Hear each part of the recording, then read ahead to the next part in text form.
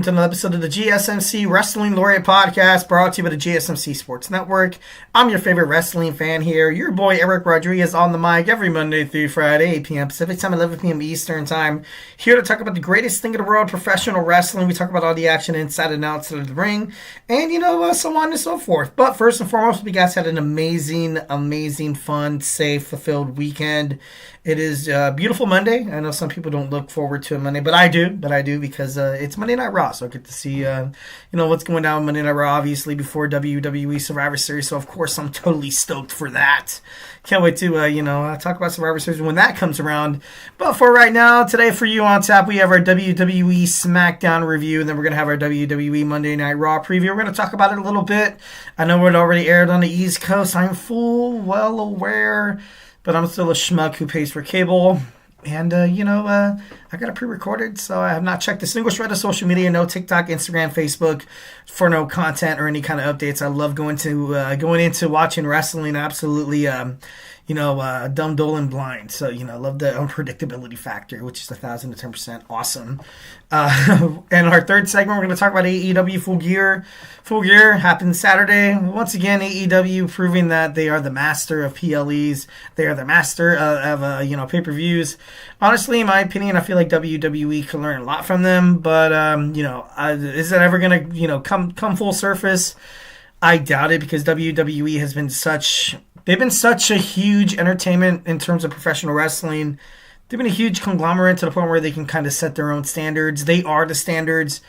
I would love to see a full WWE, like TLC, Elimination Chamber. I want to see that match card filled. And kind of like what you see with AEW programming. But, when you see SmackDown or when you see Raw, and then it comes around to the big four, SummerSlam, Survivor Series, Royal Rumble, and WWE WrestleMania. Of course, the cards are full. And then they're like, okay, we're going to give you guys 2 nights. 2 big nights of this amazing wrestling. But, I don't know. I just, I like the fact that it could be, it could be monthly as opposed to, every 3 or 4 months. So, honestly, but that's my opinion, 1,010%. We're going to talk about AEW Full Gear in our third segment. Our fourth segment, we have Jade Cargill, written off of WWE. We're going to talk about some potential storylines, maybe who exactly did it, why did they decide to...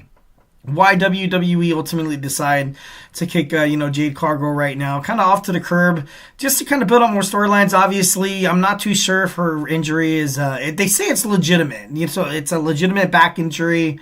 And, she's written off WWE to kind of take care of that. I don't know if her and Bianca are going to relinquish the WWE World Women's Championship. Obviously, we're going to get into that. In our fifth and final segment, we got some Game Changer Wrestling. They had an event over the weekend, Dream On.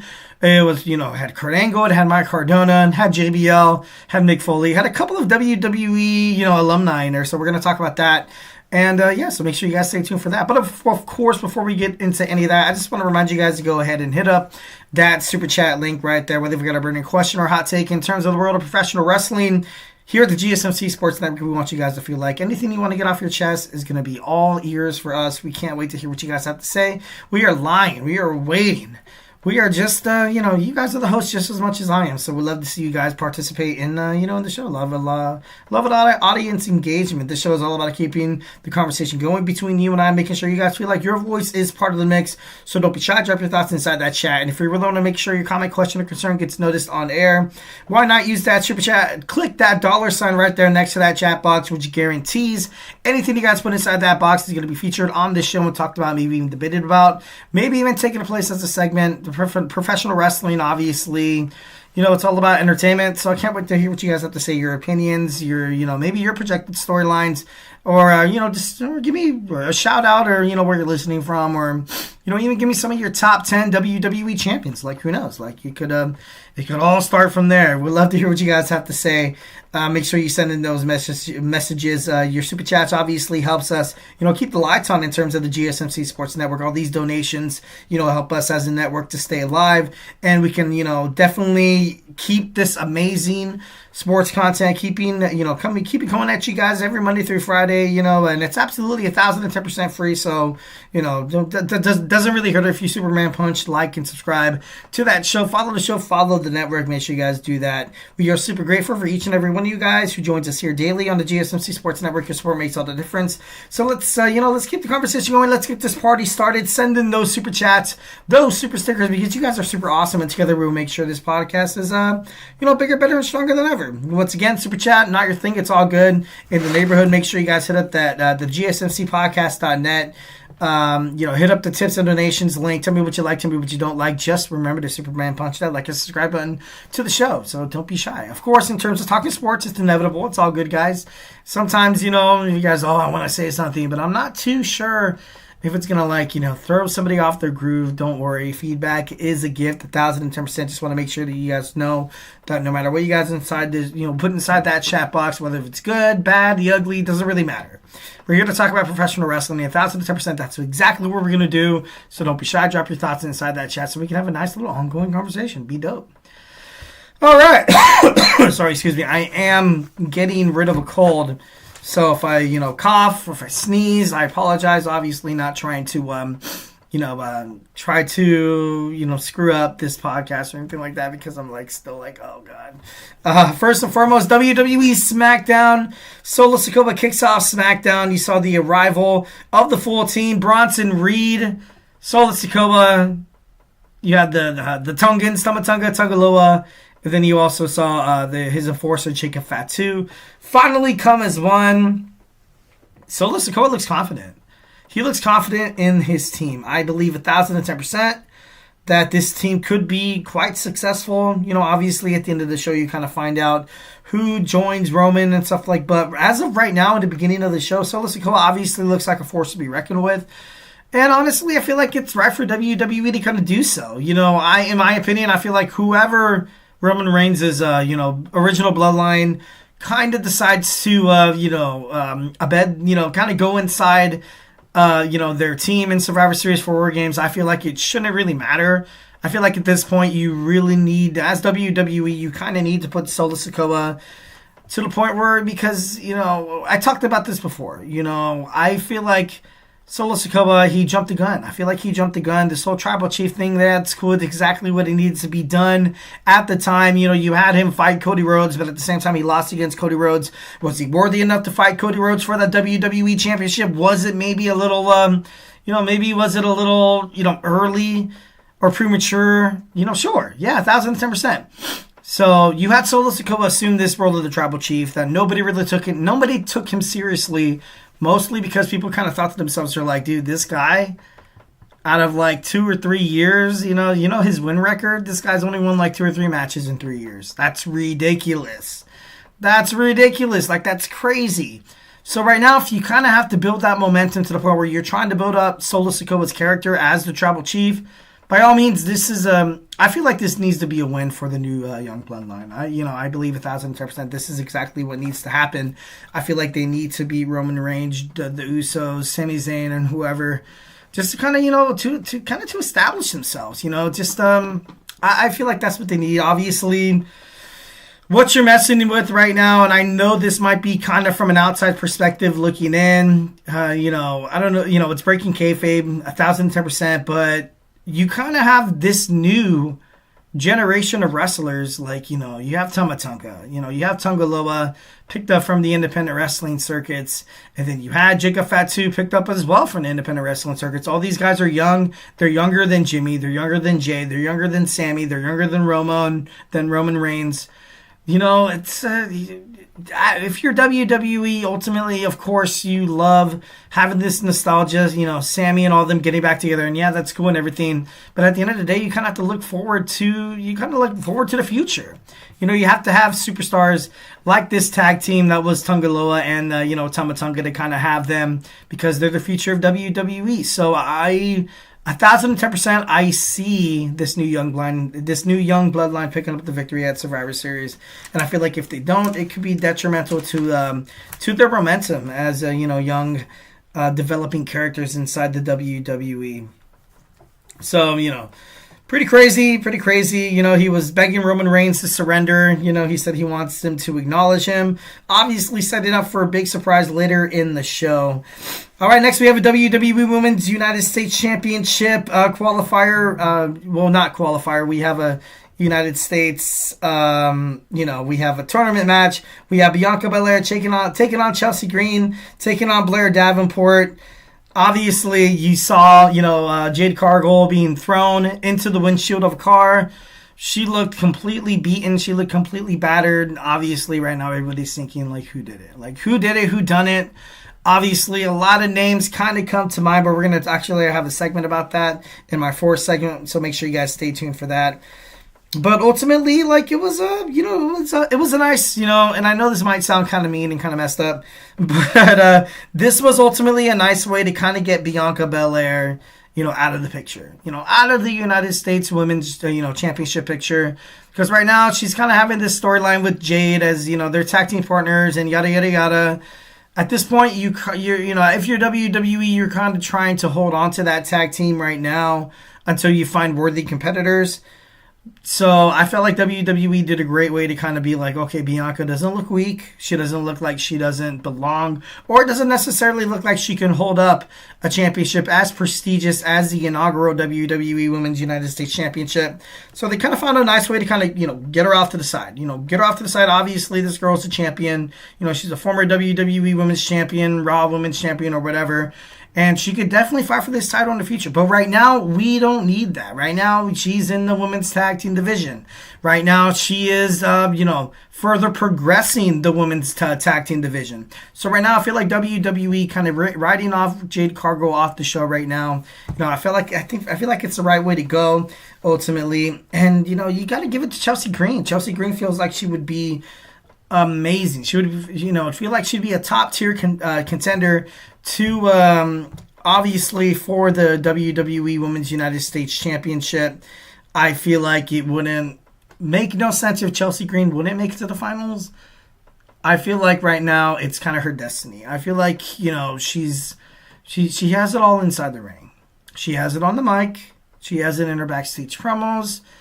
And, she plays face on social media and stuff like that. Twitter, Instagram, she finds a way to kind of get under the fans' skin. She finds a way, she kind of finds a way to invite them in. And she has her, her right-hand man or right-hand woman, Piper Niven, to kind of help her win the title. So I don't really see why you do not put the title on somebody like Chelsea Green. So I feel like she's probably going to make it to the finals. It sucks for Blair Davenport. I feel like, maybe she could have been... I feel like she could have been something better. I feel like it would have been good for her. But who knows? Who knows?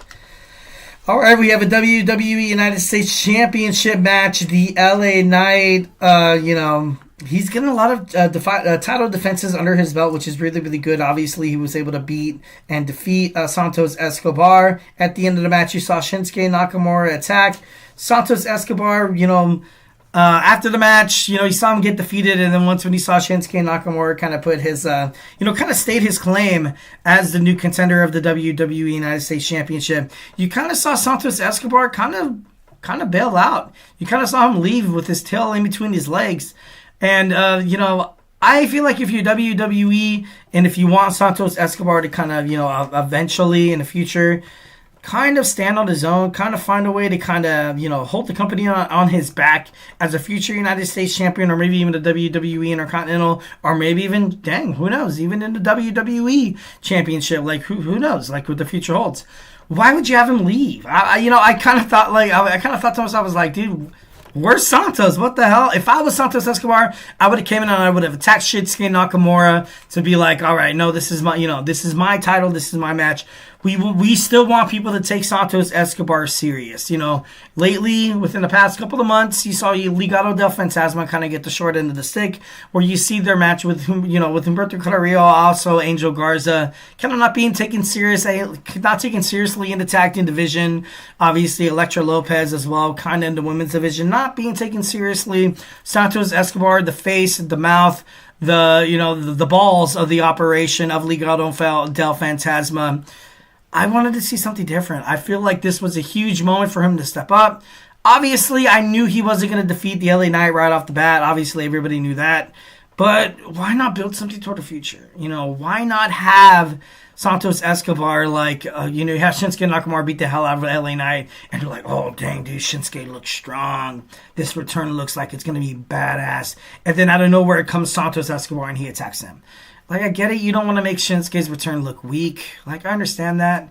But then again, like, I feel like your Santos Escobar and the whole entire Legado del Fantasma, it's kind of got the short end of the stick. And it sucks. And, because it's so much talent. Obviously, we need to move on. I'm running short of time here on this segment. We had a tag team division promo. I definitely liked seeing DIY, the Motor City Machine Guns. And I also love to see the Street Profits kind of going at it. Once again, I hope WWE doesn't decide to split up DIY. I really hope that doesn't happen. Right now you kind of have this new, day and age tag team division that maybe could be kind of the resemblance of the Dudley Boys, Edge and Christian, and Jeff Hardy and Matt Hardy, the Hardy Boys. During the WWE Attitude Era, you have, six tough SOBs, man. You have Montez Ford, D'Angelo Dawkins of the Street Profits, Alex Shelley, Chris Sabin of the Motor City Machine Guns, and of course you have Johnny Gargano and Tommaso Ciampa, two former WWE NXT World Champions, an NXT World Tag Team former NXT World Tag Team Champions. The tag team division on SmackDown, it's going to be good. It's going to be good. It should be good if it's booked correctly. But with this whole thing with Tommaso Ciampa throwing fits, with this side of Tommaso Ciampa, obviously, I like it, but then again I hate it. But only time will tell. This tag team division on SmackDown looks like, with the addition of Pretty Deadly, of course, and Tama Tonga Loba, the Tongans, to kind of dabble their feet in once when you kind of have this Bloodline Civil War kind of taken care of after Survivor Series. This could be big. This could be big for WWE, and ultimately, I'm super excited to find out what this WWE tag team division has in store. Next, we have Cody Rhodes and Kevin Owens face-to-face in that promo. He called out Kevin Owens, and once again, you saw Kevin Owens, kind of refer to something that Cody Rhodes has been referred to more often than not, a stupid, sleazy politician suit. And, when you see Cody Rhodes like that, and you bet your arse that if Cody Rhodes turns heel, he's going to embrace that. He's going to embrace this ultimate politician suit heel turn where he comes out as this complete professional, where he finds ways to win and he just keeps kicking ass. Obviously, if he turns heel, that could definitely be an angle that could work for him. So I kind of thought that was funny once when Kevin Owens ultimately brought that up. He was basically bringing up that Roman tried to end his career. I fought beside you. And Cody Rhodes went out and said straight up that Kevin Owens is the only person that's holding Kevin Owens down. Obviously, he mentioned Bash at Berlin. I was shocked that he did. He was ultimately did not target Cody Rhodes' injured knee because he was trying to fight him in respect. But Cody Rhodes knew. He was like, dude, if I was in your shoes, I would have taken advantage of that hurt knee. And a lot of fans were kind of shocked. They were like, oh my God, did Cody just say that? But at the same time, you kind of but then again, once again, I was talking about Cody Rhodes maybe potentially turning heel in the future. Being like, you will do anything it takes to win. If you come out the heel or the babyface, the narrative, the story, history is written by the victor. So ultimately, this could have been, it's going to be at WWE Saturday night's main event in December on NBC, streaming simultaneously on Peacock. This is going to be a great main event. This is going to be great. I feel like this is going to be wide open. It's going to be, honestly, I feel like if Cody Rhodes has a chance to drop the title without, so much scrutiny, I feel like right now would be the best time. You have Kevin Owens right now. He's strong. He's strong, he's big, he's bad, he's very intimidating, he's pissed off. And he wants to make an example of Cody Rhodes because who teams up with somebody who kind of held them captive in the past? Who basically screwed him? Who basically, hurt his family and friends? And then the fact that Cody Rhodes why do you want to team with Roman Reigns? And it's a storyline, but it's pretty badass. I definitely love it. Next we have Naomi against Naomi teaming up with Bayley, taking on Candice LeRae and Tiffany Stratton. I ultimately feel like this match was, it wasn't bad. It wasn't bad, but obviously you knew that Naomi was going, Naomi and Bayley were going to pick up the victory here. And then of course you saw, much to my chagrin, in terms of the women's wrestling on SmackDown or Monday Night Raw, you kind of saw interference again, and I was like, why? You saw Rhea Ripley came out. Obviously, they're building up momentum toward WWE Survivor Series WarGames, so I get it, but I don't know. I just felt like it could have been done a little differently. All right, rapid fire. Montez Ford defeats Tommaso Ciampa. The original Bloodline comes out, and Paul Heyman makes his return. I got to be honest, it was, it was crazy. Definitely noticed his Botox. Definitely noticed his tan. Definitely noticed the colors he was wearing. He was wearing Solo Sikoa's colors there. And he brought CM Punk to help the Bloodline. Kind of what everybody thought. It was a holy crap moment that everybody, I'd like it. But at the same time, I don't like it. And I'm definitely going to explain it. I think I'm going to have a segment on tomorrow's show talking about CM Punk and potentially what could happen to WWE Survivor Series WarGames when he teams up with Roman Reigns, the Usos, and Sami Zayn. All right, guys, so hey, do not go anywhere. We're going to talk about some WWE Monday Night Raw. Don't go anywhere. Grab your favorite snack, grab your favorite ice-cold beverage, and join me here in about 25 seconds. So hey, do not go anywhere. I feel like I'm losing my mind. Is everybody in the world blind? Please, Lord, give me a sign, a sign. I feel like I'm losing my mind. Is everybody in the world blind?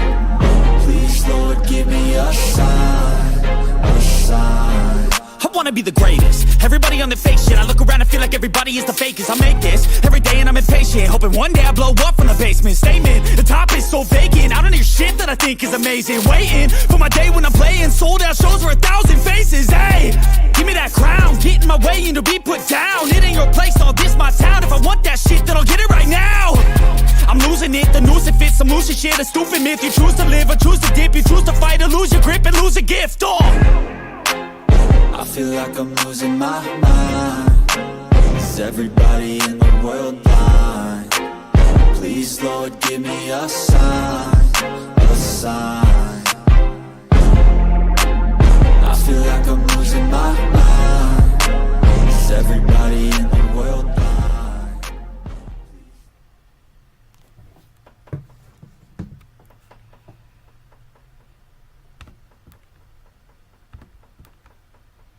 All right, we are back with the GSMC Wrestling Laureate podcast brought to you by the GSMC Sports Network. I'm your favorite wrestling fan here, Eric Rodriguez, every Monday through Friday, 8 p.m. Pacific Time, 11 p.m. Eastern Time. Here to talk about the greatest thing in the world of professional wrestling. We talk about all the action inside and outside of the ring, backstage curtain calls, rumors, and dramas. We talk about superstar inactive statuses, injury updates. We talk about contract negotiations, extensions, and new signings. We talk about, promotions from WWE to AEW, Ring of Honor to TNA, the GCW to the NWA. If it makes major news in the world of professional wrestling, we talk about it here on this show, 1,010%. So make sure you guys like and subscribe to the show, so you guys can get notifications whenever we go live. But before we get into our next segment, some WWE Monday Night Raw talk, we're going to talk about some super chats. Definitely want to remind you guys to go ahead and hit up that super chat so we can have a nice little ongoing conversation in terms of the world of professional wrestling. If we got any question or hot take in terms of the world of professional wrestling, or just something you've been dying to get off your chest here at the GSMC Sports Network, we do love a lot of peace, love, and positivity, 1,010%. But of course, we love absolutely feedback is a gift. Doesn't matter if it's if you're typing in and you're like, oh, I don't want to seem mean, or if you're typing in and you're like, oh, I don't want to seem stupid. We just want you guys to feel absolute 1,010% feel comfortable to basically talk about us, about anything during the show. Give me a shout out where you're listening from. Give me your top 5 WWE champions. Give me your first memory you remembered the first time you turned on the television and started watching Raw, you started watching SmackDown, AEW. It doesn't really matter. Anything that sparks interest in terms of the world of professional wrestling, don't be shy and drop your thought inside that chat box. And if you really want to make sure your comment, question, or concern gets noticed on the show, why not hit up that $ sign right there and basically guarantees anything you guys put inside that box is going to be talked about and featured on the show. Plus, it's a great way to support our channel here at the GSMC Sports Network. We need super chats from you guys. We need a lot of generous donations because you guys are super awesome. So we can keep bringing you guys awesome content that you guys love so dang much Monday through Friday. Absolutely 1,010% free. We are super grateful for each and every one of you guys. Thank you in advance for everyone who joins us here daily on the GSMC Sports Network. Your support makes all the difference. So let's send in those super chats, those super stickers, because you guys are super awesome, and together we'll make sure this podcast is bigger, better, and stronger than ever. Once again, if super chat not your thing, it's all good. Go ahead and hit up that tips and donations link at the gsmcpodcast.net. Tell me what you like, tell me what you don't like. Just remember to Superman punch that. Like and subscribe button to the show. Follow the show, follow the network here at the GSMC Sports Network. We do love a lot of peace, love, and positivity, 1,010%. But of course, in terms of talking sports, it's inevitable. In terms of talking professional wrestling, it's absolutely inevitable to have some disagreements, some criticisms. It's all good. It's all gravy. It's all good in the neighborhood. Don't worry about it. Feedback is a gift. Just want to make sure you guys feel like you're 1,010% comfortable in sharing what you guys have to share inside that chat box. There are no wrong answers, no wrong opinions, no wrong storyline, projections or anything like that. So let's just have fun. This podcast is all about having fun. Nothing to be taken seriously. 1,010%. Just want to make sure you guys have fun watching this podcast just as much as I have fun doing this podcast. So let's all be a team here. All right, just kind of reflect on what we talked about right quick. We had our WWE Friday Night Smackdown review. Now we're going to talk about some WWE Monday Night Raw. Like I said, I'm still a schmuck who pays for cable. I haven't recorded, have not checked a single shred of social media. No TikTok, no Facebook, no anything where I can get any kind of updates because I love the unpredictability in terms of the world of professional wrestling, much like you guys too. So, I can't wait to get done, so I could, watch this amazing Monday Night Raw, the last Raw before the go-home show, before WWE Survivor Series. Hopefully you guys have a great time watching it as well. And, tomorrow, tune in Monday through Friday on the GSMC Sports Network. Talk about professional wrestling. 8 p.m. You're going to see me. You're going to see this lovely little mug here, and come with questions, come with statements. We'd love to hear you guys' take in terms of the world of professional wrestling. All right, WWE Monday Night Raw is live from the Desert Diamond Arena in Glendale, Arizona. Obviously, we are building up momentum. This is the last Monday Night Raw before WWE Survivor Series WarGames, and it's going to be electric. It's going to be the best WarGames probably in recent history, and we're going to kick it off with a badass match. We have the LWOs, Rey Mysterio and Dragon Lee, taking on the Creed brothers in a tornado tag match. The thing that I like most about this match is that it's a tornado tag match. Usually, tag team matches, you love the traditional tag team. I get it and it's cool. But when you have Rey Mysterio and Dragon Lee, the word tornado, or just the whole match in general, it's kind of like their home field advantage. And I'll tell you why. But during the tornado tag match, it's very, very hectic. You have all four members inside the ring. It's very fast paced. Obviously favors Dragon Lee and Rey Mysterio. If you're putting in a traditional tag match, the Creed brothers would absolutely easily win this match because you can dictate, you can dictate time, you can dictate the momentum of the match, and Brodus could definitely do that. And from one of the Creed brothers, they could definitely slow down the match. But right now, they're kind of forced to kind of succumb to the speed that is the LWO, which they. Every single time they're in a match, when you mention the word speed, the LWO automatically hold home field advantage. So it wouldn't surprise me tonight if you see Rey Mysterio and Dragon Lee absolutely dominate the Creed brothers. Obviously, building up momentum, the LWO going up against American Made. Is WWE Survivor Series WarGames just going to become, just going to have a bunch of factions going at it with each other? Like it could be nuts. It could be nuts 1,010%. Right now you kind of have on WWE Smackdown.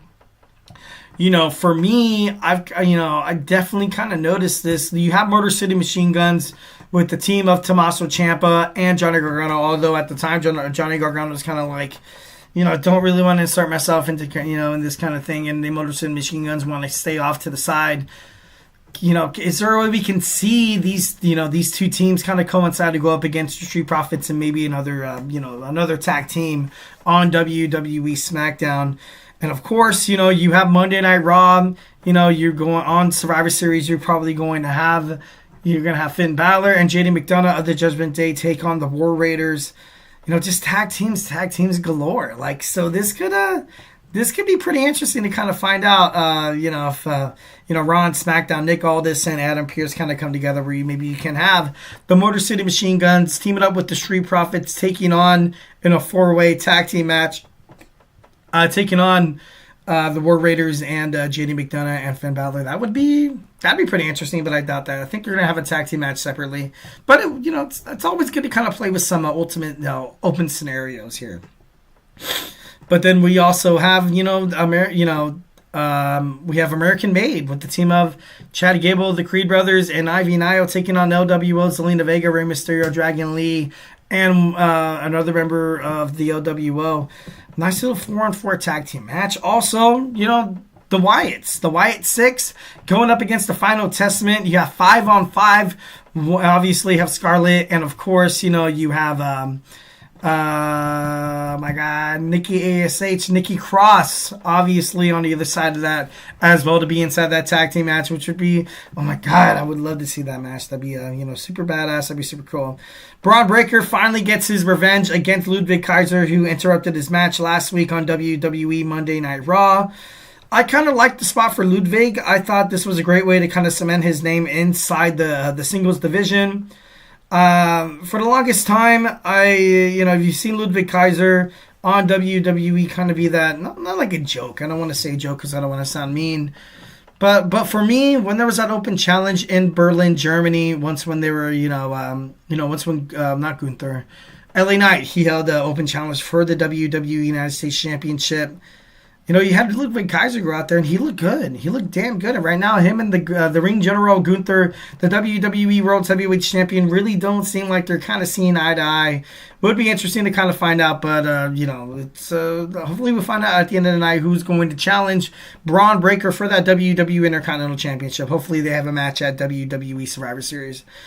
The New Day takes on Alpha Academy. Last week, you saw Xavier Woods ultimately kind of diss you saw Xavier Woods, you saw Xavier Woods diss the Alpha Academy, telling them that they're nothing without Chad Gable after they kind of dropped their asses. And Kofi Kingston, he looked fed up. He looks fed up with Xavier Woods. For the longest time, people thought Xavier Woods was going to be the one to kind of turn on Kofi. But at this point, Kofi could very well kind of drop Xavier Woods like a bad habit. This could happen, especially during, the New Day 10-year anniversary that's going to take place December the 2nd episode of Monday Night Raw. I think I saw that off of Ringside News. But this is a big tag team match. I know a lot of you guys might want to, kind of be like, oh, really? It's just the Alpha Academy. But I see Kofi and Xavier Woods kind of coming at odds with each other. They have 2 or 3 weeks until they actually break up, and it's going to happen. Sad to say, guys, I love myself some New Day as well. But at this point, what are these guys really doing together as a tag team on the WWE spectrum? Not really much. So right now it's the point to, it's the time to kind of break up these, these two individuals. I feel like just to kind of, have more at odds with each other, you're going to see the Alpha Academy pick up the victory here. Nia Jax takes on Bianca Belair to determine which team will have advantage during WarGames. I feel like this match is going to be won by Nia Jax. It has to be. It has to be. You have to have those heels get that advantage point first.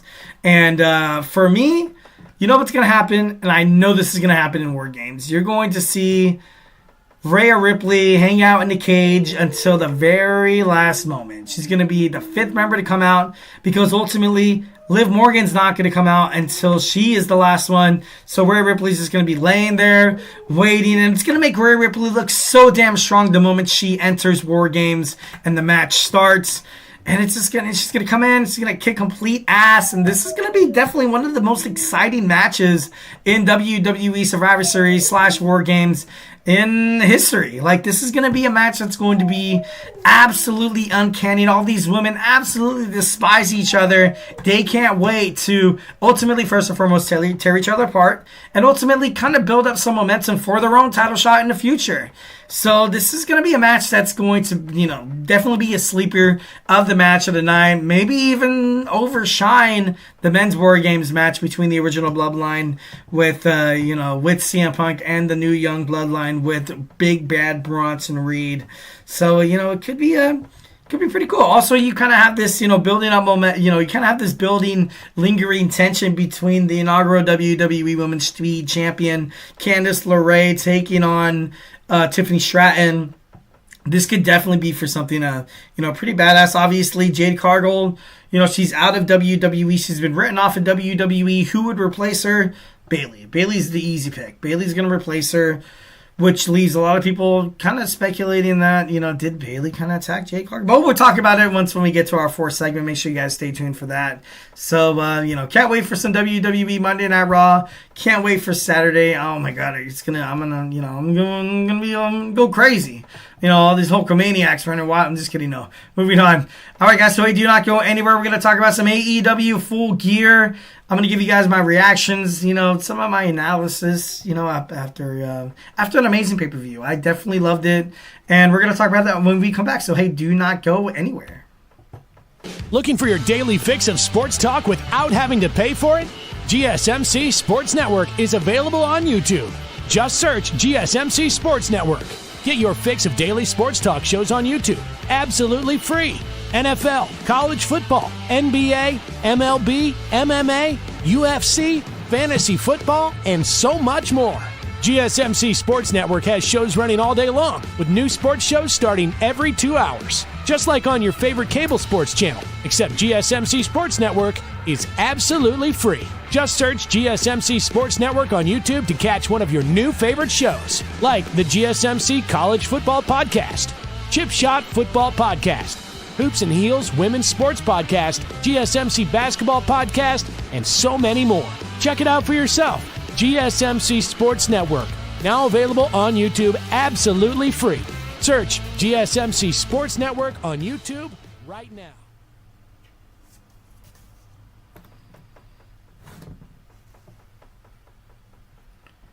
All right, we are back with the GSMC Wrestling Laureate podcast, brought to you by the GSMC Sports Network. I'm your favorite wrestling fan here, Eric Rodriguez, every Monday through Friday, 8 p.m. Pacific Time, 11 p.m. Eastern Time, here to talk about the greatest thing in the world, professional wrestling. We talk about all the action inside and outside of the ring, backstage curtain calls, rumored dramas, and, superstar inactive statuses, injuries, and updates. And, of course, we talk about promotions from WWE to AEW to New Japan Professional Wrestling to TNA. Basically, if it makes major news in the world of professional wrestling, we talk about it here on this show, 1010%. So make sure you guys tune in every Monday through Friday on this beautiful GSMC Sports Network to talk about the greatest thing in the world, professional wrestling. All right, just going to reflect on what we talked about right quick. We had our WWE Smackdown review. Then we had our WWE Monday Night Raw preview / talk. Then now we're going to talk about some AEW Full Gear analysis and my reactions. We're going to talk about that. But of course, before we get into any of that, make sure you guys hit up the tips and donations link. Also, hit up your super chats so you guys can tell me tell me how you guys felt about AEW Full Gear.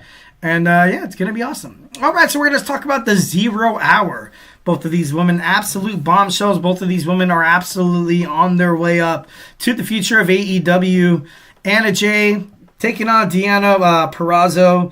You had, Jay, Pin, Purrazzo, which honestly, in my opinion, I thought it was, I thought it was great. But the women's division right now in AEW, I got to be honest, maybe it's kind of falling a little short. I got to be honest, when it kind of, I would say maybe a couple of months ago, it seemed like it was kind of heating up.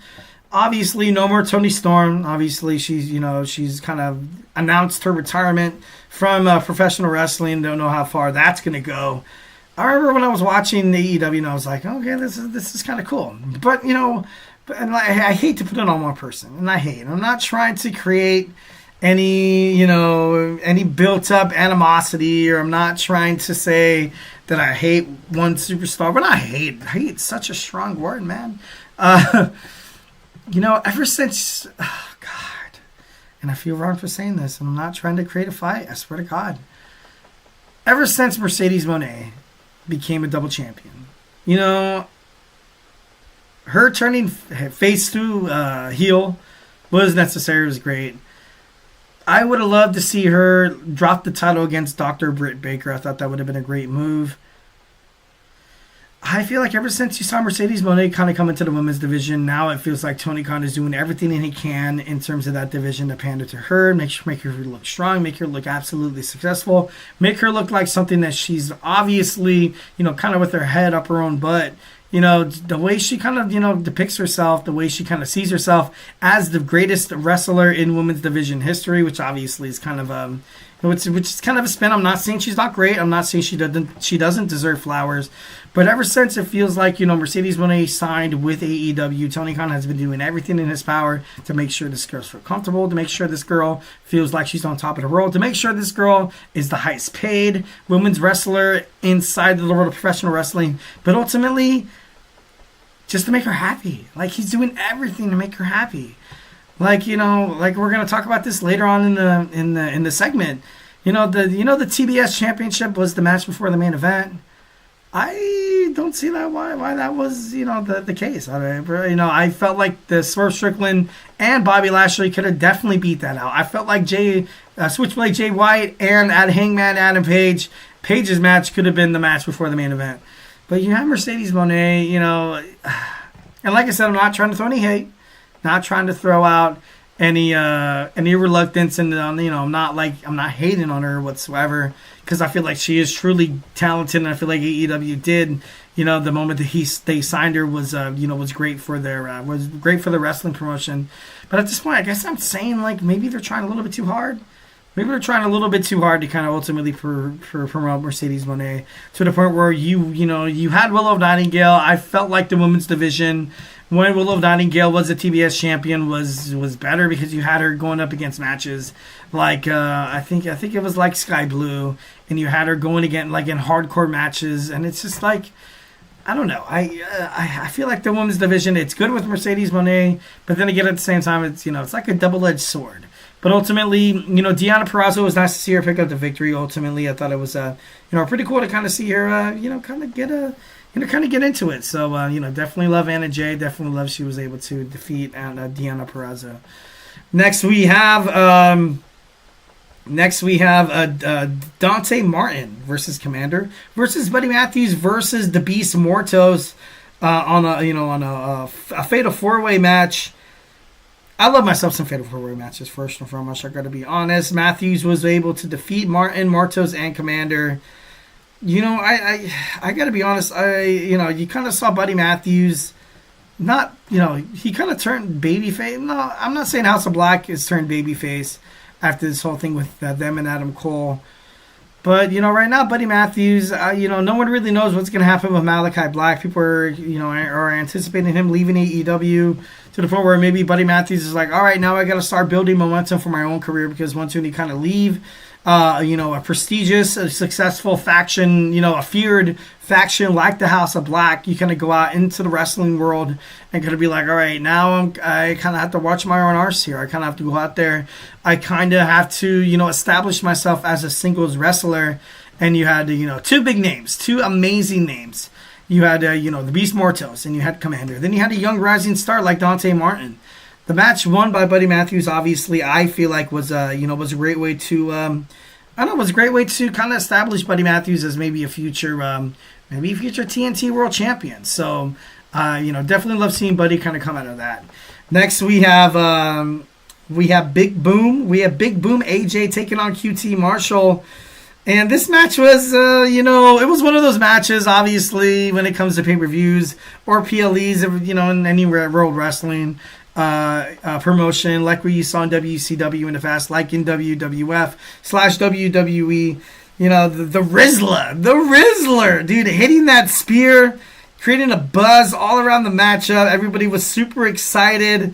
Oh my God. It was, in my opinion, I thought it was dumb. I got to be honest. As a World Wrestling Federation fan, I was like, or promotion, sorry, excuse me, I don't mean World Wrestling Federation because, not trying to get sued. I'm just kidding. No, but as a wrestling fan, I got to be honest, now it's all over social media. It's all over social media. You have everybody, oh my God, there is a big justice with the spear. I don't know. I wasn't really... Maybe I'm being a hater, I guess you could say. But right now, I was kind of like, you know what? I am trying to enjoy some professional wrestling. I'm trying to enjoy something that I love watching on Saturdays and Sundays where I have to pay money to watch this. And you see, the Rizzler and Big Justice like spear the hell out of somebody, and I'm like, whoa, what the hell just happened? I get the entertainment aspect of it. I get it. I'm not a hater. Well, just a little bit. But ultimately, you saw Big Boom AJ defeat Marshall, but it was it was kind of crazy. It was interesting. Next, we have the champagne celebration between Mina Shirakawa and the AEW World Women's Champion Mariah May. This promo obviously was definitely one of the best of the night. Mina Shirakawa right now is kind of on this momentum build toward, she's on this momentum to, I feel like she's going to be the face of AEW. I don't know why. She would make an amazing AEW World Champion. I would love, I love Mariah May. She's great. She's cool. She's very talented inside the ring. She's, she has that bad, she has that bad girl mentality, and I don't mean to sound weird, but she has that mentality where she could definitely, as a heel, everybody absolutely hates her. And her, kind of turning her back on Mina Shirakawa, her only friend, once when, you saw her dethrone Toni Storm for that AEW World Women's Championship. And now you're kind of left on your own. You know what I mean? Why she did it so early, I don't understand. But with their Tony Khan's new new partnership with New Japan Professional Wrestling, especially, when it comes to that, Japanese professional wrestling in terms of Stardom, also the CMLL Ring of Honor, it's important to kind of broadcast and kind of promote some of these young Asian wrestlers, like Mina Shirakawa, like the AEW International Champion Konosuke Takeshita. It's absolutely, it's the perfect time to do so. It's absolutely 1,010% the perfect time to do so. And, Mina Shirakawa, every single time she comes out, the fans obviously adore her. They love her. And obviously for reasons which are for professional wrestling reasons. I hope that's exactly what what people were trying to say. Obviously, you saw last week on Dynamite when her and who's that other girl? I can't even think of her name right now. But, it was just Harley Quinn? No. She was trying to be... She's the Harley Quinn of AEW Dynamite, Rampage, and Collision. I can't think of her name right now. But, I like Mina Shirakawa for obviously different reasons. I'm not saying she's not beautiful, of course. I'm not trying to step over those boundaries or anything like that. I'm just, trying to say inside the wrestling ring, it's, it's art. Whenever she wrestles, it's great. It's nice to watch. She definitely gets the fans. She puts the butts in the seats. She has them on the edge of their seats to just, linger around on every move she does just to find out the outcome of a women's match in AEW. The CMLL, New Japan Professional Wrestling, Stardom, you name it. Mina Shirakawa would absolutely do wonders as the face of the AEW World Women's Championship division. So, I'm all for it. I definitely think it's going to be great for her. All right, Will Ospreay going up against Kyle Fletcher. This match, much to my chagrin, I got to be honest, the right person won. You saw Kyle Fletcher pick up the victory against Will Ospreay, and recently you saw, Kyle Fletcher kind of, turn his back on Will Ospreay, which was exactly what you should have done. Will obviously leaving the Don Callis family, leaving a lot of questions. The Don Callis family has become absolutely reformed. Obviously, right now they're kind of in, collusion with, Maxwell Jacob Friedman. But it was a perfect time to put Kyle Fletcher over Will Ospreay. I feel like this, this match hit all the moves. Definitely love how they were hitting the Tiger Driver at 96. Obviously, I feel like as a young 25-year-old wrestler, Kyle Fletcher is the future of AEW. No doubt about it. The aerial assassin, Will Ospreay, he's still young too. Doesn't necessarily mean that him losing tonight, and AEW knew that. AEW knew that, okay, Will Ospreay, honestly, guys, if Will Ospreay loses, no one's really going to care that much. It's not going to be a whoop-de-big freaking do. But if Kyle Fletcher drops this match tonight, this could be absolutely detrimental to the development of his character in terms of AEW. You know, this heel. You know, he shaves his head in the middle of the crowd saying, "I'm not like you, Will Ospreay." Like, you know what I mean? Like, this is something that Kyle Fletcher needed. This is the match that he needed to do. And he ultimately needed to win against Will Ospreay, which is absolutely, obviously, the aerial assassin. Obviously, giving my respects to my man right there. But this match was obviously, it was a great way to put Kyle Fletcher over. And it's definitely something that, needs to be acknowledged because he's the future of AEW. All right, we have Roderick Strong taking on MJF. You know, this match is exactly what you guys thought it was going to be. This was going to be MJF basically flexing against Adam Cole. Once again, it's like, okay, hey, Adam Cole, you can fight me if you get through 3 guys. You know, he doesn't get through 3 guys. He loses to Konosuke Takeshita on Dynamite. And then you see Roderick Strong defeat Lance Archer in a Falls Count Anywhere match to be like, all right, Roderick Strong, now you're fighting MJF. And MJF's kind of like, all right. But at the end of the day, he wanted to send a message to Adam Cole by basically defiling his friend and kind of, telling him, oh, I wish, your mother would have shot you instead of your dad or something like that. Like, MJF brings so much personal heat inside any rivalry in terms of AEW. But for all this just to kind of end up with him taking on Adam Cole anyway, for me, I was kind of, I don't know, I was, I'm up, I love that Roderick Strong absolutely got the, the attention inside the ring that he ultimately deserves. Roderick Strong, he's been around the professional wrestling circuit forever. WWE NXT, he was in Ring of Honor. This guy has literally been everywhere, kicking ass, taking names. It was nice to see him going against a prestigious wrestler like MJF. Every single time you have MJF on the wrestling card, that match is going to get some views. So, in that point, Roderick Strong, I'm like, dude, all power to you. That was awesome. But this match obviously was, you always knew it was going to be won by MJF. But, it is what it is. And, now he's going to fight Adam Cole, which he could have fought him anyway. But, it's all part of the plan. It's all part of the plan, guys. All right, guys. Now we have Bobby Lashley of the Hurt Syndicate taking on Swerve Strickland. Swerve. Skirt. This match, obviously, Bobby Lashley was able to defeat Swerve Strickland. I thought this match was, for the longest, I love the way Bobby Lashley made his way in AEW. I felt like he really didn't belong anywhere else besides AEW. But now that he is, his first match, he fought, 2 people, some guy named Cheeseburger in a squash match. Like, that didn't piss me off. That didn't really piss me off.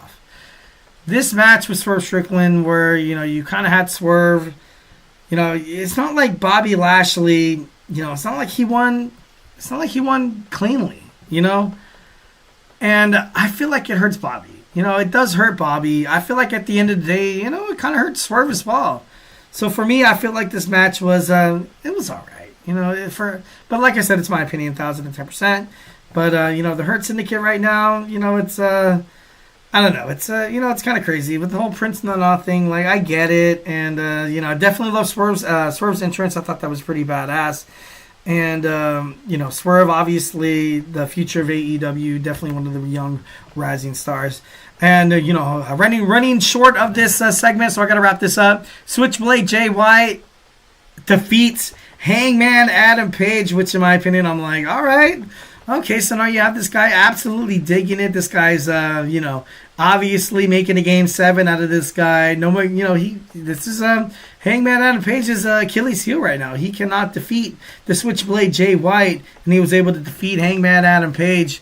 Next, you see Ricochet take on Konosuke Takeshita for the AEW International Championship. You had Takeshita, obviously, maintain the championship, which I definitely thought he needed. Daniel Garcia is able to defeat Jack Perry, the scapegoat for the AEW TNT Championship. Just kind of keep this brief, but Daniel Garcia needed this. This was, exactly what his babyface turn was going to head into. They signed him to a new contract, and now, Jack Perry, once again, kind of proving that he's willing to do anything to kind of promote young talent. And, I feel for Jack Perry. Like, for the longest time, I got to be honest, I kind of had him on my hate burner a little bit in terms of in professional wrestling, but I've kind of warmed up to him, and I feel like this isn't going to burden him. I feel like he's going to find his way back to championship title contention, whether if it's AEW, Ring of Honor, or anything like that. But Jack Perry's going to be back in this main event spot. You had a Private Party win in this amazing World Tag Team Championship Fatal 4-Way match, so I thought that was cool. Mercedes Moné successfully retains her AEW TBS Championship against Chris Statlander at the end of the match. She said in a press conference, she said, she pushed me to my limit. It was probably the most challenged I've ever been. Whoop-de-freaking-do. I wanted to see Chris Statlander win this match. Jon Moxley defeats freshly squeezed Orange Cassidy, and they will continue to run rampant all over AEW, Dynamite, Collision, and Rampage. So all in all, out of 5 stars, I give it a 4.5. I love the fact that they have match after match after match. Every title is going to be contended. And, that I don't know why. I think AEW, in terms of pay-per-view, blow WWE out the water, but that's my opinion, 1,010%. Besides SummerSlam, WrestleMania, and Royal Rumble. Survivor Series, hit or miss. Doesn't, it all depends on the Survivor Series WarGames match. But, overall, I feel like AEW does a, pretty damn good job. All right, guys, so do not go anywhere. Our next segment, we're going to talk about Jade Cargill being written off of WWE, her neck injury and back injury. Is it real? Is it kayfabe? Or are they just trying to, manipulate us and try to do what they do and squeeze all our emotions out as wrestling fans just so we can hinder to every single promo and thing that WWE posts on social media or on their episodes of SmackDown or Raw? So we're going to talk about that when we come back. So, hey, do not go anywhere.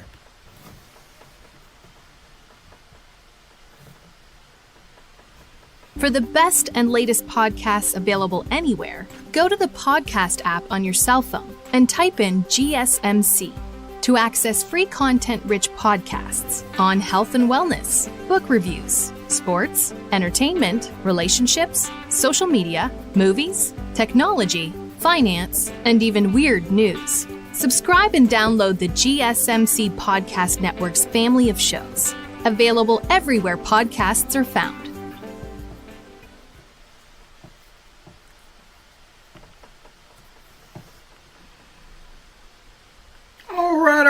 And welcome back to the GSMC Wrestling Laureate Podcast, brought to you by the GSMC Sports Network. I'm your favorite wrestling fan here, Eric Rodriguez, every Monday through Friday, 8 p.m. Pacific Time, 11 p.m. Eastern Time. Here to talk about the greatest thing in the world, professional wrestling, all the action inside and outside of the ring. Backstage curtain calls, we talk about rumors, drama, and updates. We talk about Superstar, their injury updates. We talk about inactive statuses. We talk about promotions. We talk about contract signings, extensions, and new signings. AEW, WWE, TNA, doesn't really matter. If it makes major news in the world of professional wrestling, we talk about it here on this show, 1,010%. So make sure you guys like and subscribe to the show so you guys can get notifications whenever we have one of our amazing podcasts come up, and it's 1,010% absolutely free. So, free content, make sure you guys subscribe. All right, so we recently talked about some WWE Smackdown. We talked about Monday Night Raw. We talked about AEW Full Gear. And our third segment, we're going to talk about Jade Cargill being written off of WWE. Obviously, does it have anything to do with the real injury? At the reports, I doubt it. I don't think it's I don't think they're doing it for a reason, purposely. But recently you saw Jade Cargill being on Friday Night SmackDown. You saw her thrown through the windshield of a car, and she looked absolutely tore up from the floor up. She looked beaten. She looked battered. She looked bloody. She looked bad. She looked very, very, very bad. Obviously, her stance or her her active status inside the WarGames match in Survivor Series is it's in jeopardy. It's in jeopardy. And the thing about Jade is right now her and Bianca Belair as the WWE World Women's Tag Team Champions. I feel like it's perfect. I feel like right now, they kind of put the women's tag team division on notice. Is it kind of lingering? Is it kind of hindering to a point where they're like, okay, now with the addition of the WWE Women's United States Championship. It's been reported today, with the addition of the WWE Women's Intercontinental Championship. And, Jade and Bianca are both SmackDown superstars that were drafted during the draft, but I'm not sure if WWE is going to honor that. And they're going to be like, oh, we're going to have them fight for the Intercontinental Championship on Raw. I feel like that'd be BS. That'd be terrible. That'd be stupid. WWE better not do that. I'm just kidding. No, but I definitely hope that they, kind of honor that, because they were drafted in the same draft by by WWE Smackdown. It should be honored. But, like what you guys see in that picture ahead, she was, who did it? A lot of different conspiracy theories come around. I'm not too sure if it's going to be Bayley. Like, it could be Bayley. It could be Naomi. It could be Naomi, maybe not. Maybe they want to challenge for the WWE Women's Championships. Maybe that could be a way for them to, kind of establish a little hurt there. Could ultimately establish, their claim inside the, the Women's World Tag Team Division. But I don't think they're going to turn Naomi heel. Why? I feel like ultimately her or Chelsea Green will be the inaugural WWE Women's United States Champion. Bayley with Damage Control has been a heel for so damn long, so right now I feel like she's enjoying her babyface run, but her all by herself on SmackDown, you kind of have a lot of heels on SmackDown already. Blair Davenport, Chelsea Green, Piper Niven. You kind of have Bianca Belair and Jade Cargill, kind of like on the edge, kind of like on the edge during, of course they're first seen as baby faces, but sometimes like the way Bianca and Jade talk to Bayley, like sometimes like they can kind of be seen as a heel, like, you know what I mean? But is it right to take Jade off of the card on Survivor Series? Is she going to have to relinquish her WWE Women's Championship belt to somebody else? Maybe Naomi takes the place of, Jade, and maybe that's the way they take the title off them. Bianca Belair, you have, damn it, what's her name? Naomi. Sorry, excuse me. You have Naomi and Jay and Bianca lose the WWE World Women's Championships, and you ultimately have them, they lose. They lose the championship, which leaves Bianca Belair to be a singles wrestler again, and then bam, lo and behold, that introduces the new, women's inaugural, WWE Women's United States Champion. Like, that could definitely be a future as well. Bayley, like I said, turning heel against Bianca, against Jade, telling Naomi this has nothing to do with you. These women, don't trust me. They want to depict me as some bad guy. I'll show you who the bad guy is. And, Bayley could definitely, she has that animosity. She has that moxie inside her. But, all these scenarios are popping up. It was, said inside, professional wrestling news media that Trinity or Naomi, why can't I think of her name today? That's crazy. Wasn't allowed to see Jade Cargill in the hospital. Obviously, maybe she doesn't trust anybody right now. Like, maybe even names like Naomi, like, you don't know what could happen. You don't know what could happen. And the fact that Naomi could be a suspect, for me, I feel like if you would have turned Naomi heel already, you should have had it done a long time ago. But right now, I don't know, it just doesn't really make sense. And like I said before, Naomi teaming up with Bayley to take out Jade to, ultimately have that Survivor Series WarGames where you have to implement Bayley, maybe some way, somehow, some reason they take out Bianca, one half of the WWE World Women's Tag Team Champion, and now they kind of go after the tag team belts themselves. Like, maybe a little selfishness there, maybe a little bit of scandalous, maybe a little bit of jealousy happening, between Naomi. I gotta be honest, one huge idea that came up to mind was the Tonga Twins. The Tonga Twins obviously are still yet to debut in WWE. Maybe they beat out Jade Cargill for their leader, Nia Jax. That could definitely happen as well. These two women are absolute bombshells in the world of professional wrestling. The fact that they have not debuted yet leaves fans, they've been seen in the back of WWE Performance Center in Orlando, also Booker T's promotion as well. This could happen. They could make their way into WWE. They could definitely help Nia Jax. Maybe they find a way to, they want Bianca and they want Jade Cargill in a match to win the WWE World Women's Championship. Once again, that does two good things. It, puts the tag team division back in, puts the tag team belts on tag team title contenders. Like the Tonga Twins, Bianca Belair and Jade Cargill are both singles wrestlers. They should ultimately, and that's, of course, exactly, kind of segues into the second reason. The best way is to kind of put Bianca, is to kind of put Jade against each other in the future. On that episode of Monday Night Raw, to find out the number one contender for Liv Morgan's WWE World Heavyweight Champion. Once we kind of had Lyra Valkyria and Io Sky bounced off to the side on the apron. You had Jade, you had Bianca standing across from apron to apron on each side of the ring, ready to tear each other apart to become that number one contender. The fans went absolutely 1,010% nuts. They want to see this in the future of WWE. And I gotta be honest, I would love to see it as well. So take the tag team championships away from them. They've done their due diligence. They've done it. They're good. They're successful tag team champions. They're success. They put the titles on the map. But right now, if you have the Tonga Twins and you have Nia Jax, being that, kind of tribal chief a little bit there in her own way, in her own faction, that could be interesting, and thus also increasing the tension between Nia Jax and the women's Money in the Bank holder, Tiffany Stratton. Essentially you kind of have Tiffany become that Sami Zayn kind of featured that you saw in the Bloodline, quite some months ago before, everything kind of went to crap and then you kind of had them going against each other. But, obviously, this builds up a lot of storylines. Why did WWE decide to write Jade Cargill off of WWE Survivor Series just before? And, I feel like, there was some speculations that Charlotte Flair was involved. I doubt that. I don't believe that whatsoever.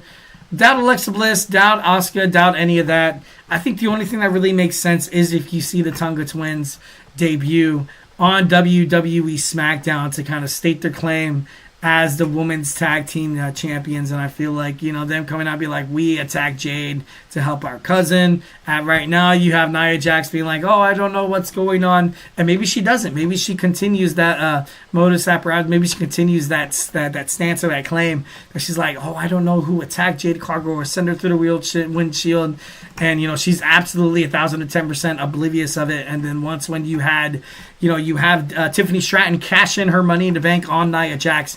That's when the Tonga Twins come out and help Nia Jax retain her WWE Women's Championship. And then, of course, that's when you see, Tiffany Stratton's, case kind of, go to crap. And that's when she kind of, I don't want to see her not win the championship because I feel like that would ultimately kind of kill her momentum in WWE. But if it's for a reason to kind of have the Tonga Twins kind of debut, maybe, you might be able to kind of, sacrifice that. But ultimately, this is a situation, this is a storyline that right now WWE decided to be like, okay, something's going to happen between Jade. Is it Naomi? I doubt it. Is it Bayley? I doubt it. The only thing that really makes sense, like I said, is the Tonga Twins, stating their claim in the WWE Women's World Tag Team Division, kind of creating that. Nia Jax being the champion, the Usos, the Tonga Twins being the WWE Women's Undisputed Champions, and then, kind of building up a storyline off of that on WWE Smackdown. That would be interesting. That would be, that'd be pretty crazy. I know they've been waiting to debut in WWE for quite some time. That's the only reason I kind of flirt around it. It could happen. It could happen. All right, guys, so hey, do not go anywhere. We're going to jump on into our fifth and final segment. We got game-changing wrestling's Dream On results. We're going to talk about that quick. Obviously, time is a ticking, time is a wasting. So grab your favorite snack, grab your favorite ice-cold beverage, and join me here in about 25 seconds. So hey, do not go anywhere.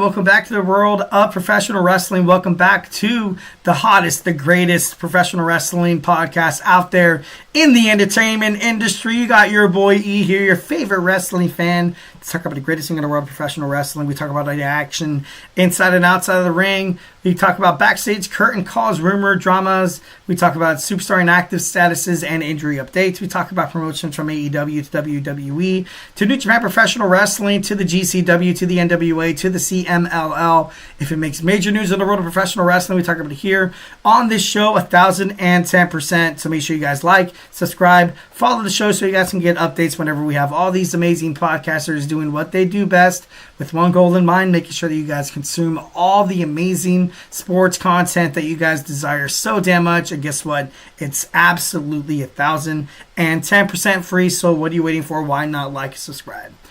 All right, let's kind of reflect on what we talked about right quick. We had our WWE Friday Night Smackdown review. We had our WWE Monday Night Raw preview. Then we talked about some AEW Full Gear that we talked about. Jade Cargill being written off of WWE with his mean future storylines for her and also other superstars as well. And we're going to talk about some Game Changer Wrestling's Dream On results. So obviously, over the weekend, on November 23rd, I think it was Friday. Was it Friday? It's so crazy how time flies by. I feel like time flies by so much quicker during the holidays, and I'm not sure if that's obviously if you guys can relate, hit it up in the chat. I found this time, I feel like a week ago we were talking about WrestleMania. I feel like we were talking about SummerSlam. And now you kind of have with Christmas right around the corner, Thanksgiving on Thursday, which reminds me that hopefully you guys have some awesome plans. Don't get too turkey wasted. Don't eat yourself into a food coma. And if you do, make sure you guys find a nice place to nap. Don't drive while sleepy. Don't drive while being stuffed with stuffing, mashed potatoes, cornbread, cranberry sauce, and gravy. Don't do that, guys. Find a place to sleep. Be safe. I'm just kidding. No. Thanksgiving, definitely, one of my favorite holidays.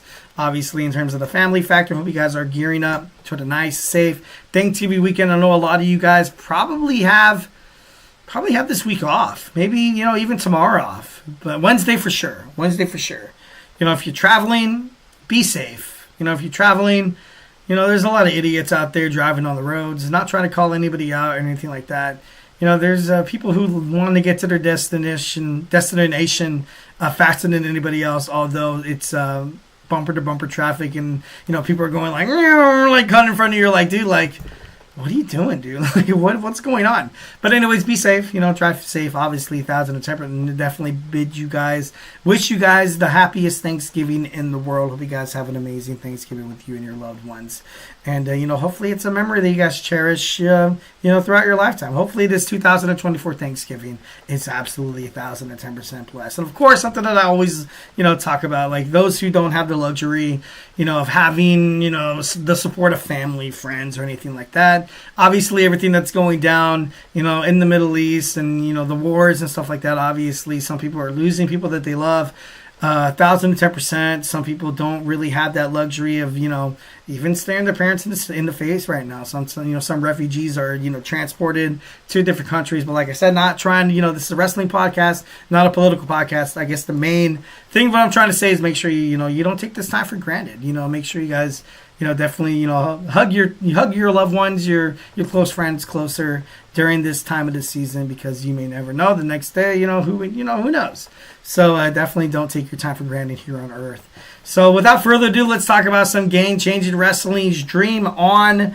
We have Game Changer Wrestling. They had they held it at American Dream. Is that the real mall? Holy damn, American Dream Mall in East Rutherford, New Jersey. I know that's where the MetLife Stadium is, the home of the failure New York Giants. I'm just kidding. I'm a Giants fan. I got to be honest. It's a struggle. It's a struggle, guys. I'm gonna keep this brief. On my patio, I kind of have like a little man cave. I like, I have it all New York Giants colors, and it's to the point where I'm kind of like, you know what? I think I might quit. I'm a bad football fan, guys. I got to be honest.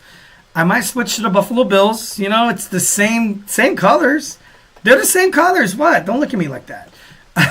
The Giants colors and the Bills colors, red, white, and blue. Also, I might jump onto the Patriots, Drake May. Ooh, Drake May. I'm just kidding, no. But I don't know. I just thought that was kind of funny. All right, so first and foremost, we're going to talk about Kurt Angle and Mick Foley were attacked by Blue Pain, but they fought him off, which was actually, which is pretty cool. The two WWE Hall of Famers beating off somebody with the name Blue Pain is, when I think of Blue Pain, I'm like T-Pain, like, only pain, what I'm just kidding, no, moving on. It's more or less kind of introducing the fact that WWE is kind of, with this new developmental program with WWE ID, next in line, the NIL, it's just, it brings up a lot of positive, professional wrestlers that could be fighting in promotions like the GCW, like you see Zila Fatu, who was actually written off of GCW for not following their protocols in terms of traveling and showing up on time. Kind of hinting at maybe that he's going to make a WWE run, although it's never been fully proven. But with Kurt Angle and Mick Foley, big names in terms of the WWE, you could see a lot of these superstars actually make their way onto NXT, could actually make their way onto Level Up. Maybe even if they're that damn good, maybe make their way onto WWE Monday Night Raw or Smackdown. So that, I definitely think that could be a future for all these wrestlers within the independent wrestling circuit now, especially under Triple H Paul Levesque era. We also had Tony Deppen defeat Marcus Mathers. We had Garbage Daddies, the team of Alec Price, and Cole Rendrick defeat Los Desperados, Ares and Gringo Loco. We had Sidney Akeem defeat Speedball Mike Bailey. Ricky Starks made a surprise appearance and took out Broski Jimmy. Matt Cardona defeated the number one. Defeated a one called Mander with the help of JBL. Once again, JBL, a huge WWE legend. Obviously, you guys knew him back in 2004 as the heel, as the new stock market guru, coming out in his fancy limousine with Orlando Jordan in the cabinet, the Basham brothers, and then Jillian Hall. And I like that for JBL. I thought that was actually pretty badass. And Matt Cardona, formerly known as Zack Ryder, the woo woo woo, you know it, and the former tag team partner Mojo Rawley, the Hype Bros. He can make his way into WWE. And it would make so much sense right now, especially with this new, developmental partnership with TNA. Scott D'Amore loved the idea that WWE and TNA could help their young superstars kind of be bigger, kind of be better, kind of find a way to kind of stick their heels in the world of professional wrestling, and it takes that one dig. It always takes that next step. And for the longest time in the world of professional wrestling, which has been so damn cutthroat, sometimes if you skip a beat, sometimes if you misstep, you tremble, you fall. Guess what? You never make it up to the bigs again. You never find your way on to television, or you never find a way to get a nice lucrative contract. And that's something that this WWE NIL ID program could do wonders for it. And this is something that, and I'm not trying to be selfish to be oh, WWE has it, they have their stuff together. But this is exactly what WWE needs. People part of the game changer wrestling promotion, showcasing their talent that they could be on WWE NXT, or like I said, or Level Up, or if they're that damn good, SmackDown or Raw. Matt Cardona could easily find himself on SmackDown or Raw. Easily. I can, definitely find a way for him to be in the WWE Intercontinental Championship picture. You can find a way for him to fight the LA Knight. I kind of feel like those two personalities are kind of on the same wavelengths a little bit. So I'm not too sure if they would kind of wait for him to kind of come back. But then also Ricky Starks. Ricky Starks is a hot, young, free agent. Speedball Mike Bailey has been in talks with AEW. Nothing's really been made official yet. And it's, you have all these amazing young talents that could absolutely 1,010% find themselves inside the WWE. And this is a luxury that athletes never really had a chance of. Usually WWE was like, you know what? In terms of outside wrestling promotions, they would never ever have their superstars like JBL, Kurt Angle, Mick Foley, ever being seen on any other wrestling promotion. If they were, obviously you guys seen it with Hulk Hogan on TNA, Hulk Hogan on WCW, back in the past, Kurt Angle on TNA. Vince McMahon hated it. They were like, okay, this kind of shoots the WWE down a little bit. Like, and even in terms of wrestling fans, you kind of see some of they're like, oh, what are they doing off of WWE? Like, you don't really see the outside business perspective of it. Back then, it was like all skulls and crossbones, and man, these guys, if they ever make it to WWE, back again, these guys are going to be signed to a dirt bag contract. They're going to get, bad bookings, bad, you saw Kurt Angle when he made his way back to WWE. It's been confirmed that he was punished by Vince McMahon for spending all that time in TNA. And like, it's, I don't know, it's kind of crazy, but it's wrestling. It's wrestling. All right, so we had Ricky Morton fighting Little Guido, ends in a no contest due to interference. Ricky Morton and Little Guido defeat Kerry Morton and Griffin McCoy. The GCW World Tag Team Champions, Violence is Forever, Dominic Guerrina and Kevin Ku defeat Jaleas, Joey Janela, and Megan Bain. We had a hardcore match. Matt Tremont defeated Brandon Kirk, Drew Parker, and John Wayne Murdoch. JCW, or is that a typo? JCW World Championship, Masha Slamovich defeated Santana Jackson, Blake Christian. Also, Santana, they also attacked Santana Jackson. The GCW World Championship, you saw Mance Warner defeat Effie, which ended in a no contest because it was, there was interference by Ali Catch. So, like I said, all these names you can definitely see inside a WWE ring pretty damn soon. But all these guys are all young talents ready to kind of fight and claw their way up to the point where they could call themselves WWE superstars. All right, guys, so that's it for me. Hope you guys had an amazing Monday. Hope you guys had an amazing weekend. Bidding you guys farewell tonight. Make sure you guys stay tuned to Emran's GSMC Dead Ball podcast. Find out the end results of the NFL's Monday Night Football, the Harbaugh Bowl. We had John and Jim go at it. You saw the Baltimore Ravens go up against the Los Angeles. I just want to call them the San Diego Chargers. I don't know why. But ultimately, stay tuned for Emran's podcast. You're going to find out all the know-how. You're going to find out some things maybe you have missed watching the game. Find out his analysis and overall his takes, his reactions. So yeah, make sure you guys stay into the GSMC Dead Ball podcast. That's it for me. Like I said, stay beautiful, and of course, love you.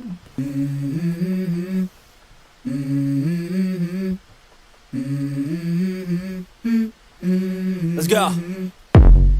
I wake up to a little bit of drool on my pillow, feel like it's gonna be a bad day. Yeah, I'm tired of shit, and the coffee ain't hit.